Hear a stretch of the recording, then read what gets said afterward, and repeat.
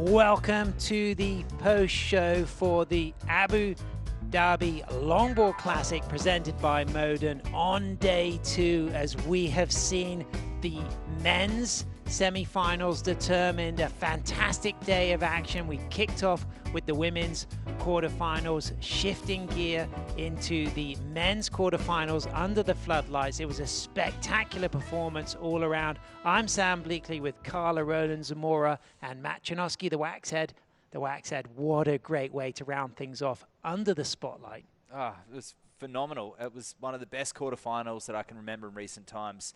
I mean, obviously we know we're getting waves that don't close out, but combining the full length of the criteria, barrels, nose rides, the transition maneuvers, that was traditional longboarding epitomized, and some fantastic highlights to go through. It really was spectacular. And Carla, I mean, gears shifted. The use of those tube sections under the floodlights this evening really were first class. And it really made the difference between the win or the loss. And so a lot of the competitors that did make it through, they were able to get through those barrel sections with ease and poise. And someone who really feasted on those barrel sections, the Hawaiian Kaniela Stewart. His creativity, his innovation, the Waxhead, the way he linked things together, but what really set him apart was his tube ride. And very unique approach. He's actually inspired by Johnny the Ripper. If you have a look here, he does this unique drop knee where he actually drops the inside knee like a bodyboard, and he gets super low, extending the front leg. Wasn't sure how the judges were going to react to it, but they ate it up. They loved it.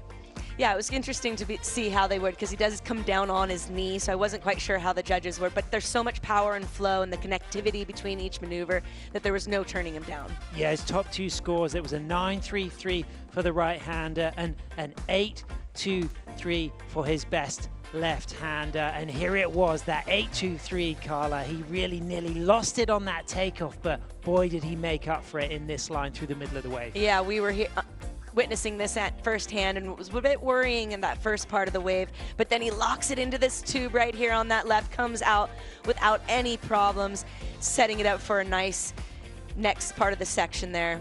Really finished things off in style. He needed the score. It was a clutch moment, but the score came through.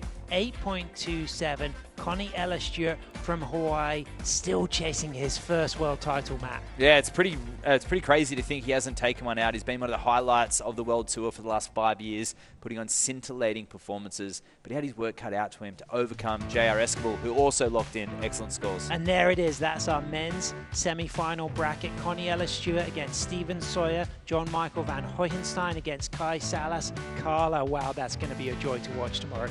Absolutely exciting. We have an all-Hawaii semi-final number 2, and then we'll see Hawaii and then the South African together, who really has been surprising everybody, Mr. C.V. Sawyer. And it was the women who kicked things off. I mean, Alice Lemoigne from France, riding her Portuguese-built Luffy boards, she really was spectacular. Footwork, flow, timing, and the judges talked about that need to keep pace with the run of the wave, and variety was a big hallmark of Alice's surfing this morning, Carla. It was, and beautiful surfing at that. Here we see her right there, just with that classic style. And Matt, talk about Alice's psychology going into this new venue with this new format. And pretty low in the rankings. We're used to seeing her in the top 3 or top 5, needing a result here, and she's advanced to the quarterfinal. And that was a really tough one. I mean, she really needed to be posting excellent scores. We know she's solid on her backside, but to match it on the front side as well was phenomenal. An excellent score she did achieve. An 8.6 for her, an 8.3 for her highest scoring right, and an 8.47 for her highest scoring left, Carla.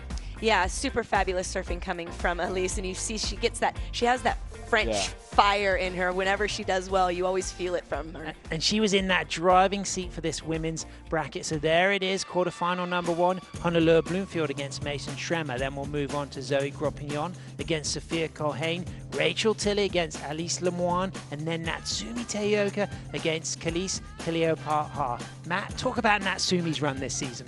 I mean, she's just having career best results. She's won every single qualifying event on the Asian series for the last few years. Hiroko Yoshikawa pushes her all the way, but her heat totals are enormous over there in Asia, and she's brought it to the Longboard World Tour, cementing her spot, re-qualifying for next year, but she'll be a huge force to be reckoned with in El Salvador. 2 questions for you, Carla.